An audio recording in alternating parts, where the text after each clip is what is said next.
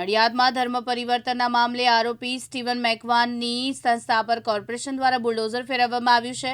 રિસ્ટોરેશ રિવાલ્વર Bible સંસ્થા પર કોર્પોરેશને JCB ફેરવ્યું છે। નડિયાદમાં ધર્મ પરિવર્તન કેસમાં ઈશુભાઈ રોમનની મકાનમાં સેમિનારના નામે ધર્મ પરિવર્તનની કામગીરી થતી હતી।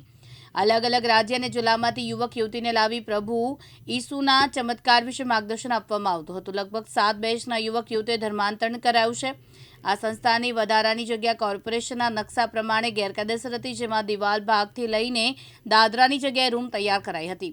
આ વધારાની જગ્યા પર તેમજ તે વાડામાં સેમિનાર યોજાતો તે ભાગ પર તે ભાગ કોર્પોરેશન દ્વારા બુલડોઝર ફેરવવામાં આવ્યું છે।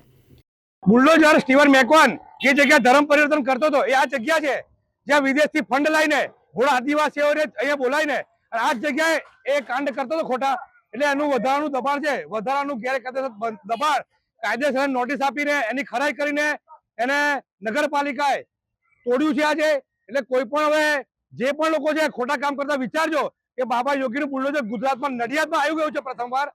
એટલે તમે ધ્યાન રાખજો કે ધર્મ પરિવર્તનના નામે ચાલતું આ જે રેકેટ છે હવે કોઈ જગ્યા પકડાશે તે લોકોની આ જ હાલત થશે। તમે તમારા ભગવાનની પૂજા કરો એનો અમને કોઈ વિરોધ નથી, તમે તમારા સાચા અધિવેશન કરો એનો બી અમને વિરોધ નથી, પણ ખોટી રીતે તમે જો આ રીતે ધર્મ પરિવર્તન કરાવશો તો હવે આ જ હાલત થશે।